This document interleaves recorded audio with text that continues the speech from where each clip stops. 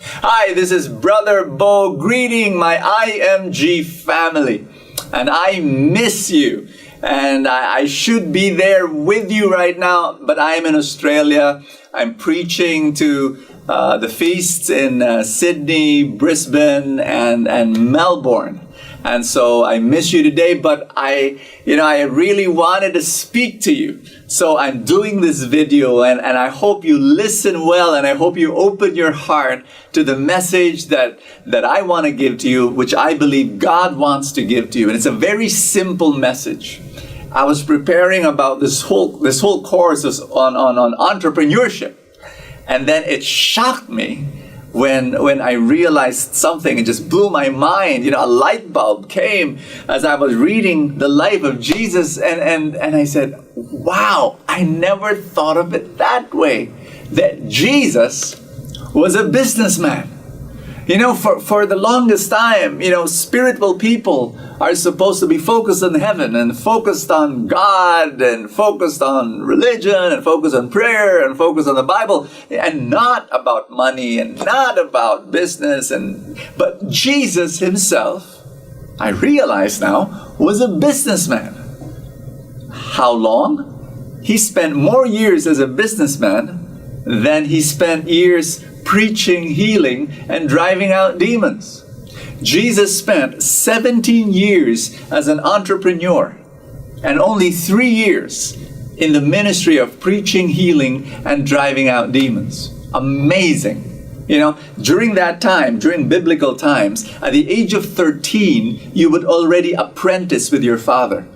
And in Mark chapter 6, verse 33, when Jesus was already preaching, the people said, hey, wait a minute, is he not the carpenter? Didn't he? Wasn't just a few years ago he repaired our jacuzzi? He repaired our 2-car garage? I'm just kidding. But they saw him as that carpenter.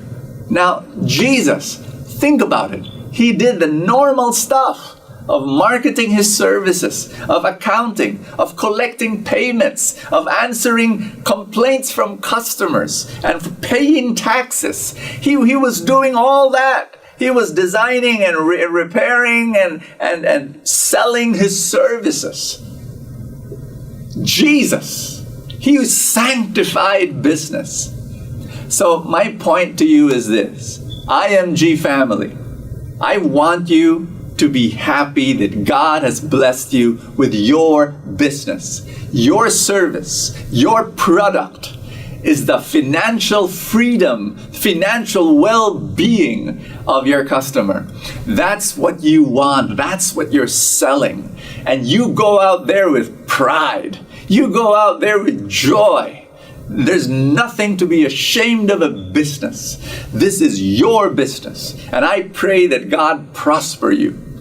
The other thing I want to share with you is this. In a business, there are ups and there are downs. And I'm sure that you've gone through your downs. And the way I want you to look at your downs, I want to change your perspective.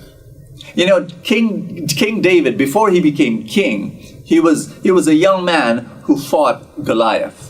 And before he fought Goliath, he was but a shepherd.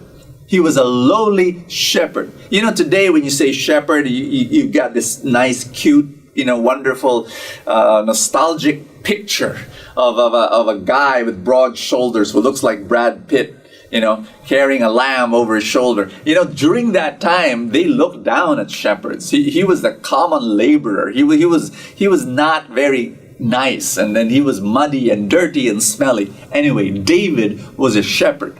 And then when he fought Goliath, at least when he volunteered, King Saul said to David, David, that guy's a giant. That guy is huge. That guy's a monster. You're but a kid. Hello, are you sure you want to do this? David said, I fought and defeated the bear and the lion when I was a shepherd. I love that when he said that. You know why? Because you do not win the battle in the battlefield. You win the battle before the battle begins. And so David won over the giant Goliath, not in the battlefield. David won over Goliath when he fought the lion and the bear and defeated them as a shepherd.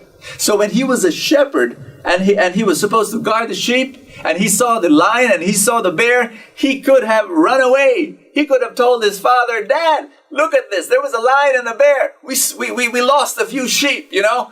I'm not trained to do that kind of a thing." But no, he saw the bear and the lion as training. And here's my message for you. I know some of you are going through some difficult time. Maybe you're going through rejection, and the sting of rejection is taking a toll on you. People that you trusted and people that you respect look down on you and what you're doing. Maybe you're frustrated right now because you want to see growth, but the growth is not happening. Whatever you're going through, here's what I want to ask you to do. Look at everything as training. You are facing your lion, you are facing your bear right now. And hey, if you see this as training and you endure and you persevere and you don't give up, it is training you. What? Because the Goliath is coming. And when you're able to defeat the lion and the bear right now, you will have all that you can need to defeat the Goliath. And when you defeat the Goliath, you know what's going to happen? You're going to become king. You're going to become king. Always choose growth over money. And I love saying that. It's a spiritual principle that I live by, and I've been sharing it to people. Because if you choose growth, the money will follow. But if you choose money, the growth will not follow. Make that as a personal mantra, a spiritual principle in your life. Always make that decision.